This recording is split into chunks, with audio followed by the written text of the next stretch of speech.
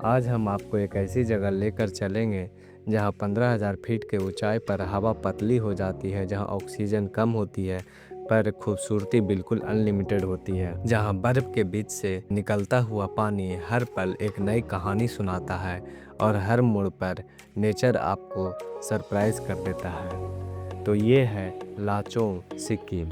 अभी मैं बजरा टैक्सी स्टैंड पे हूँ और यहाँ से लाचुंग के लिए हमारा जर्नी शुरू होने वाला है। यहाँ तक पहुँचने के लिए हमने बेस्ट पॉइंट मॉल के पास से टैक्सी लिया है, जो कि 200 रुपीज़ चार्ज किया है।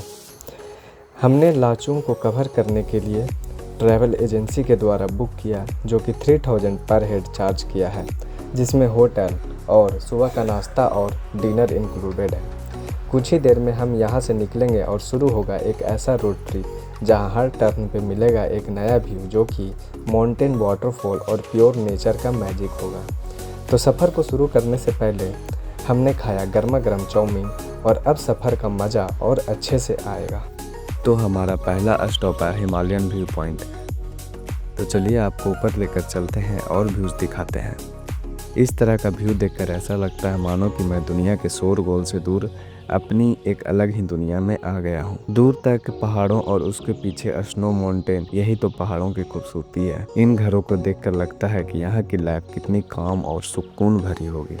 सफ़र में आगे बढ़ते हुए हम पहुँच गए ट्यून वाटरफॉल के पास। इस नज़ारे को देखकर ऐसा लग रहा था जैसे कि मैं नेचर का सबसे खूबसूरत पल का हिस्सा बन गया हूँ। यहाँ सब कुछ स्लो है, सिंपल है और शायद इसी में असली सुकून है। और आप भी इस मोमेंट को फील करिए।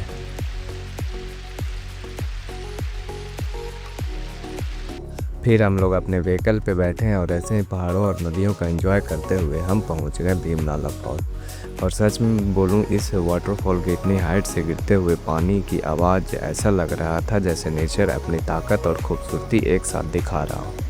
एक साइड पे ये पावरफुल वाटरफॉल और दूसरी ओर पशु जो शांति से पानी पी रहा है। सच में भीम नाला वाटरफॉल सिर्फ देखने की जगह नहीं, फील करने की जगह है। भीम नाला फॉल के पास थोड़े देर रुकने के बाद हम फिर वहां से निकल चले और रास्ते में ऐसे अपने खूबसूरत नज़ारे और ऐसे खूबसूरत टनल को पास करते हुए हम लोग रात्रि में लाचुंग पहुंच गए। ये होटल है जहां हम लोग को स्टे करवाया गया है। चलिए आपको रूम टूर करवाते हैं।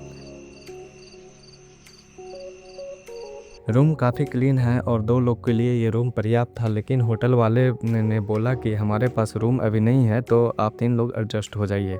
अगले दिन सुबह जब मैं होटल से बाहर निकला तो बाहर का नज़ारा देखने लायक है। इस सीन को देखकर मेरा दिल गदगद हो गया। अब हम लोग यहाँ से निकलेंगे यमथंग वैली और जीरो पॉइंट के लिए। रास्ते में हमें यह एक अच्छा पॉइंट दिखा, तो यहाँ पर रुककर हम सभी लोग ने यहाँ पे पिक्चर क्लिक किया।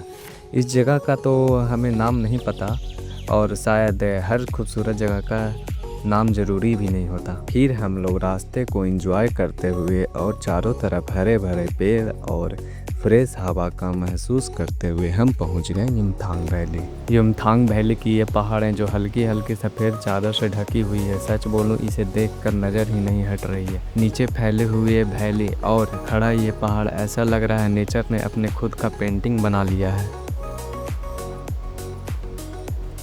मैं जा रहा हूँ नीचे इन रास्तों से होकर। एक तरफ इतने बड़े बड़े पहाड़ और दूसरी तरफ ये धीरे धीरे बहती हुई नदी। सच बोलूँ ये व्यूज़ देखकर दिल खुश हो गया।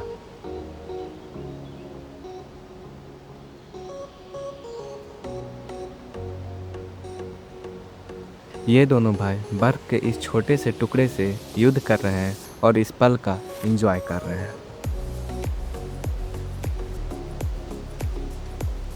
इस नदी का पानी काफ़ी ठंडा है, लेकिन फिर भी इसे छूकर एहसास करना और उछालना एक अलग ही सुकून देती है।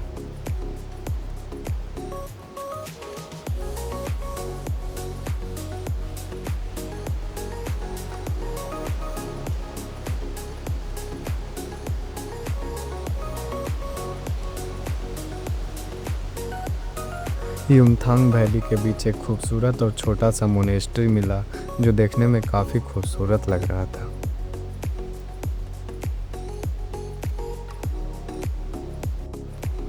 युमथांग वैली को पीछे छोड़ते हुए अब हम बढ़ रहे हैं 0 पॉइंट की तरफ। और सच कहूँ, ये जो रास्ते हैं ना, ये खुद एक डेस्टिनेशन जैसा लगता है। चारों तरफ पहाड़ और उन पे बिछी हुई ये बर्फ़ की सफ़ेद चादर, ऐसा लगता है जैसे किसी ने धरती को प्यार से ढक दिया हो। हर मोड़ पर एक नया नज़ारा और हर नज़ारे में एक नई कहानी, और दिल बस एक ही बात कहता है कि कुछ रास्ते मंजिल से ज़्यादा खूबसूरत होती है।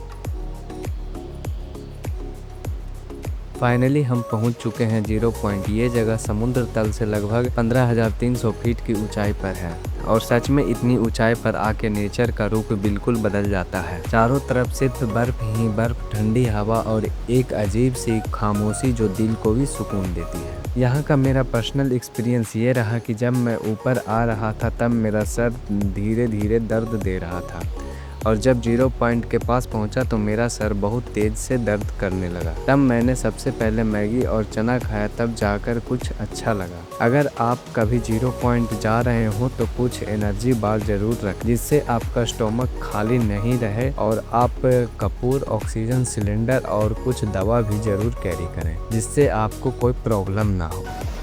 अगली सुबह हम लोग गए खांडा वाटरफॉल ब्रिज। यहाँ जमी हुई बर्फ़ के बीच से बहता हुआ पानी एक अलग ही वाइब दे रही है।